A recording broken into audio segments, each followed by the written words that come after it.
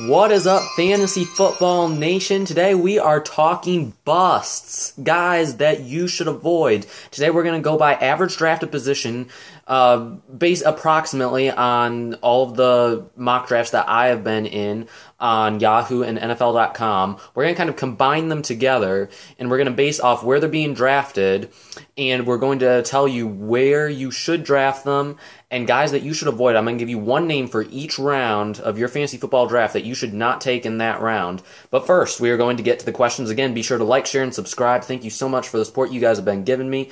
It is much appreciated. A special shout out to Khaliba King, who's been a big part of the show the past week or so. Gave me a shout out on his show, so I said I would give him one as well. So if you're into football, I think he has some Madden gaming and stuff too, stuff like that. Go and check out his station. He does bring a question again today. He says, "Who do you think will win the end of the season awards and Super Bowl? And you should do a video where you predict everyone's records." And I actually am planning on doing a video predicting everyone's records. I'll do that in the next few weeks probably. Maybe about a month, sometime in the next month. But that is an interesting question. We will go over the end of the season awards then. So I'm not going to take a whole lot of time on it today. But for the Super Bowl, right now I'm sticking with the same thing that I had last year, the Chiefs and the Saints. That may change, and I'll make necessary changes that I need to. But right now, the AFC is, the Chiefs are head and shoulders above everyone else, in my opinion. I think the Ravens may take a tiny step back this year, maybe having another year to scheme for Lamar Jackson. Defenses will be a little bit more prepared for him. And other than that, there really isn't anyone else. New England doesn't seem to be a contender right now. Buffalo, honestly, I think Buffalo could be the number 2 team in the AFC right now. The Steelers have a lot of weapons, and if that defense is anywhere near it was last year, they could be a very dangerous team. So definitely an interesting question. I'll get into my actual predictions, like I said, later on another video. But we also had a question in the live chat on the last live premiere. I hope you were able to check it out. If not, you still can check it out on my channel. We will have another live premiere coming up at some point. Not sure when that is, but I'll schedule it ahead of time so you guys can set a reminder. But Sixth Sense Sports says, "Do you think Brandon Ayuk will have a big impact on Deebo Samuel's targets?" That's a really good question. Now, right now, Deebo is going to be out probably for the first 4 to 6 weeks of the season, so it's definitely not going to have an impact the first 4 to 6 weeks. But I think Ayuk is a very similar receiver to Deebo Samuel. We covered him in the rookie wide receiver video, and I liked Ayuk coming out just because in college, in the Pac-12, he was able to get separation late in the route and stuff. He seemed a little bit bigger. He plays bigger than his size. His wingspan is amazing. It's like, what is it, 85 inches or something? He plays like he is 6'5". So, even though he's 5'11", he plays bigger than that. And his speed isn't awful. 4.5 isn't bad. He's a really sharp route runner. He's going to play a lot out of the slot. And so is Deebo Samuel. There's a lot of similarities in their game. So I think that Deebo can come in and have an immediate impact. Garoppolo won't have to adjust his game much to play to Brandon Ayuk's strengths. But once Deebo Samuel comes back, I do think he is the number 1 wide receiver still. But they needed someone else. Emmanuel Sanders was there towards the end of last year. I think it'll be about the same there. Brandon Ayuk, I'm not saying he's the next Emmanuel Sanders for sure, but I think he'll get about the same amount of targets. I still think that Deebo will be the second most trusted weapon in the offense, of course, first being George Kittle. So, very good question. Keep the questions coming. We had some other good conversation in the live chat about the Eagles and their left guard position. Stephen Poor commented Andre Dillard is staying at left guard, and they're going to work out with the right guard that is on the roster. Some good information. And we've been talking a lot about the Eagles as well and stuff. Our resident analyst, Steve Poor, has brought up some very interesting questions. Been a huge contributor to the shows the past few weeks. So much appreciated with that. All right, so we're going to get into the busts. We're going to go rounds 1 through 16. We're going to go 16 rounds. I'm going to give you one name in each round, basing it off of their average drafted position, from what I have seen, that you should avoid in your fantasy draft. So first of all, in the first round, this was pretty easy for me. I'm going with Derrick Henry on this one. Derrick Henry should be avoided simply because he's not going to make an impact in the passing game. They lost Jack Conklin at right tackle. I just don't see him being as dominant as he was last year. I loved him coming out. You won't believe this, and I was foolish for doing it, but I had Derrick Henry rated higher coming out of Alabama than I did Ezekiel Elliott coming out of Ohio State. That year, Elliott went 4th overall. Derrick Henry went early in the 2nd round. Derrick Henry was my number 1 running back that year. And he's really come into his own the past few years as the best power back in the game. But I'm not on Henry this year just because I think Darrynton Evans is going to have a role. He's a guy that I think you could take a chance on in the later rounds. There's a possibility we'll get into him. We're going to do the same type of format in the next show, except I'm going to give you one guy in each round that's being underdrafted. Someone that you should definitely consider taking, depending on where you're slotted, of course. But we'll get into that in the next video. I'm not sure if it'll be live premiere or not, but stay tuned. If you're a subscriber, you will get notifications. If you're not a subscriber, then get subscribed and you will get notifications when something is scheduled, and you will be the first to see the videos when they are published. So, Derrick Henry in round 1 is a guy I think you should avoid. Round 2, this depends whether you're a PPR or non-PPR league. If you're in a non-PPR league like I am, I say avoid Julio Jones. Maybe you can take him if you are in a PPR league because he's going to get a bunch of targets still. I know that Calvin Ridley's there. I know that Hayden Hurst is now there. Russell Gage is in the slot. And Todd Gurley in the backfield. They're all going to demand targets. But we all know that Julio is number 1 on that offense. He's still a top 5 wide receiver in the league, even at his age. And in all honesty, if he could just score touchdowns, he probably would be the top fantasy wide receiver in the league. Top overall wide receiver in fantasy or in non-fantasy, to be honest, because he's so good at every other spot. He's going to make the tough catches. He can even run pretty good routes at his size. Has very good speed. For some reason, nobody's ever been able to figure out why he can't win the red zone. He has the size that in the frame that you would think he'd be able to succeed, but because of that, I say avoid him unless he's available in round 3. I just don't feel comfortable enough. I don't think he's going to win me that many games. He may have 1 200-yard a game. That's the only week that he'll actually be winning me a game. Other than that, he'll be solid for me, low-end wide receiver 1 probably, because he's not going to get into the end zone. So Derrick Henry and Julio Jones should avoid. Going to round 3 with Keenan Allen. And I've talked a lot about the Chargers and how I don't trust their offense this year. Anthony Lynn's not a horrible coach, and Tyrod Taylor's not a horrible quarterback. But Keenan Allen and Hunter Henry, we'll get into Hunter Henry in a minute. But again, the big targets that make their living by making the tough catches that in traffic. Whereas Tyrod Taylor, if something is in traffic, Tyrod Taylor does not throw the stinking ball, okay? He's not going to throw the ball if they're not open. He's going to find the guys that run good routes. He's going to find the guys that create separation.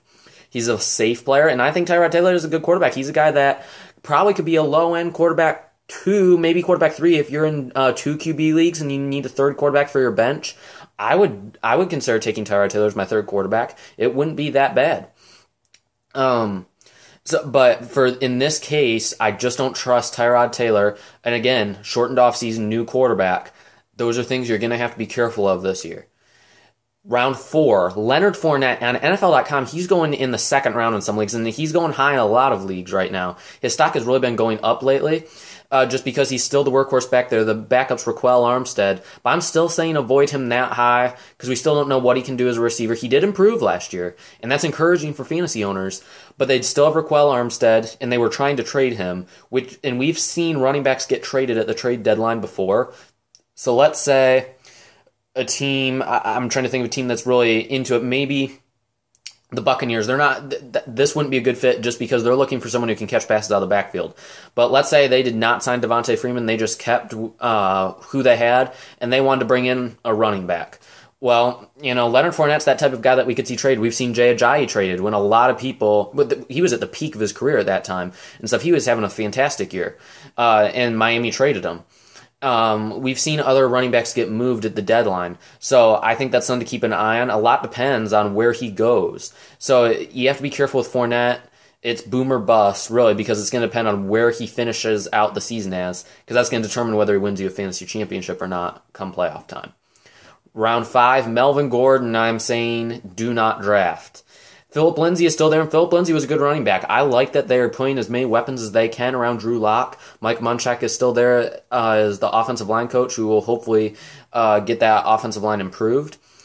But Melvin Gordon, I'm still not sure what to think. He is a good fantasy option because of his goal line ability. He gets a lot of touchdowns, but his yards per carry isn't always that great. And this team is a team that's going to try to be pushing the ball down the field as much as they can. And Lindsey's probably going to help more in the passing game.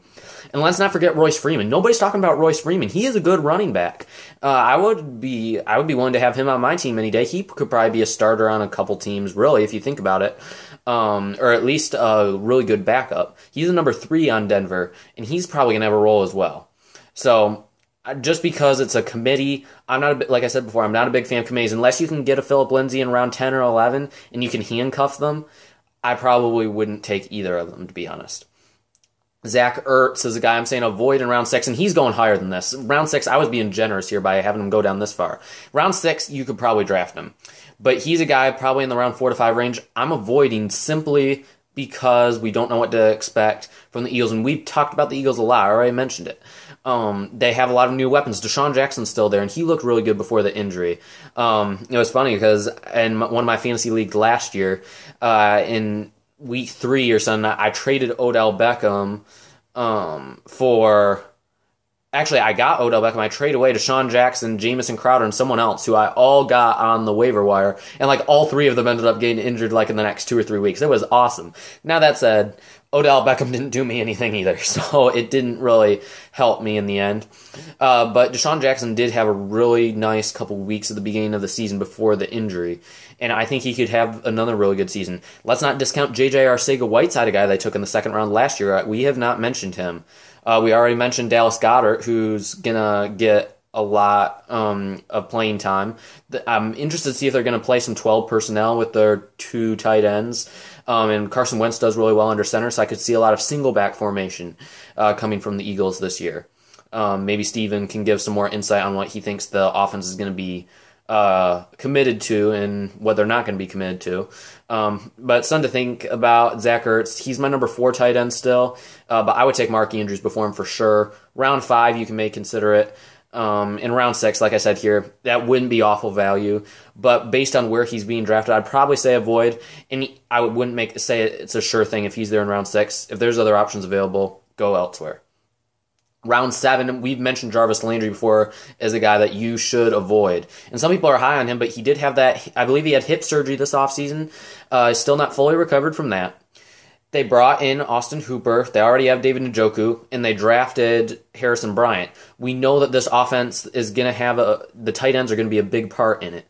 They have Kareem Hunt, who's arguably the most talented running back on that team. Plus, they have Nick Chubb, who's going to be the number 1 running back on that team and was a beast last year. Should have won the rushing title if Freddie Kitchens wouldn't have benched him the last year of the season.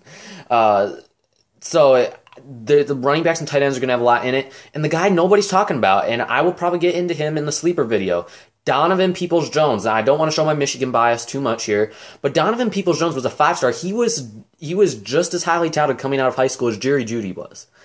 And I think this guy can be, this is my hot take of the day, hot take of the month, hot take maybe even of the year. Donovan Peoples-Jones, DPJ, can be a number 1 wide receiver for some team at some point. I know he's just a 6th round pick, but this guy is a freak. He had, a 44-inch vertical, 4.47 40, 6'2", 210 pounds.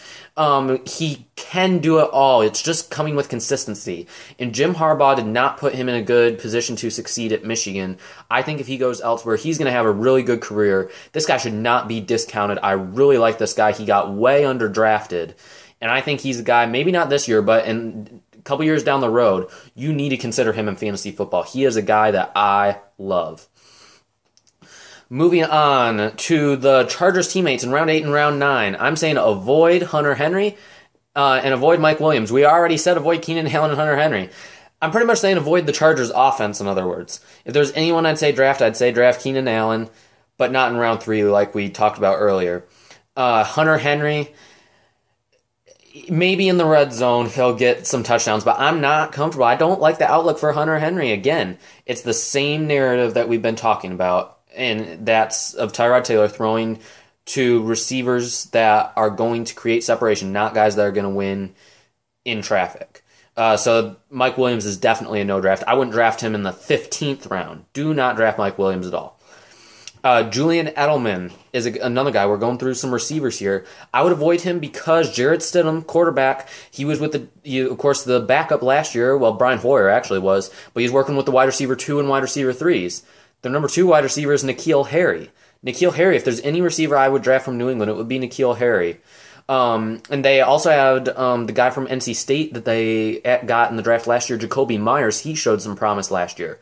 The running back, Sony Michel, he's not healthy. But Damian Harris, who Khaliba King brought up, I totally forgot about Harris. I liked him coming out of Alabama. James White, the running backs are still going to have a big part. So I'm not sold on Julian Edelman. I think he had a good rapport with Brady.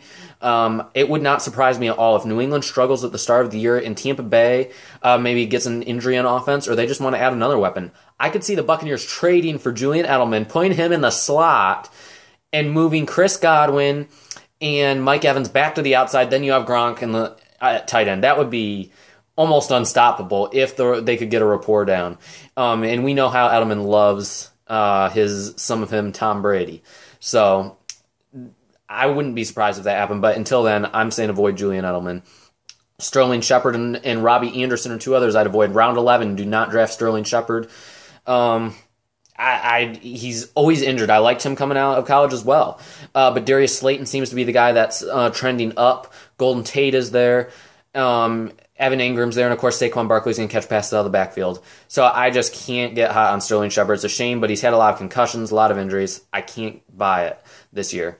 Robbie Anderson is another guy I would avoid because he makes his living going deep. Teddy Bridgewater throws it underneath. I do like what Carolina's doing, but not sure about Robbie Anderson. I love Robbie Anderson, but maybe if you can get him on the waiver wire, go ahead. But I wouldn't waste my time drafting him higher than round 12 or 13. Avoid Phillip Rivers. We've talked about him as well. He's aged and stuff. I'm just not on him. I would avoid James Washington in round 14. As a Steelers fan, I've never been a JW fan, and I like Chase Claypool that I brought in. Deontay Johnson's shown promise, and Juju is already the number 1 wide receiver there, so they don't have a whole lot of room for James Washington. He did show some promise last year, and some Steelers fans really like him. I'm not one of them, so I'm saying avoid him. Avoid Jimmy Graham in round 15. He's too old. He's not going to do anything. Cole Kmet will take over next year, and he'll be the starter. And then round 16, avoid Gardner Minshew. If you want to take a chance on him, I guess round 16 you have nothing to lose, but I think there's better sleepers you can find out there. That is it for today. Those are the ones that we covered. Next time we will do the exact opposite. We'll cover the sleepers. The sleepers in each round, especially towards the later rounds. But come back. Tell a friend, subscribe, share if you got a social media page, just share it, get the word out, and if you have any questions, put them in the comment section. I'll give your channel a shout out too. If you give me some questions in the comment section, I will be glad to answer them. We'll see you next time. Be sure to share, tell a friend, subscribe, get the word out. We'll see you next time.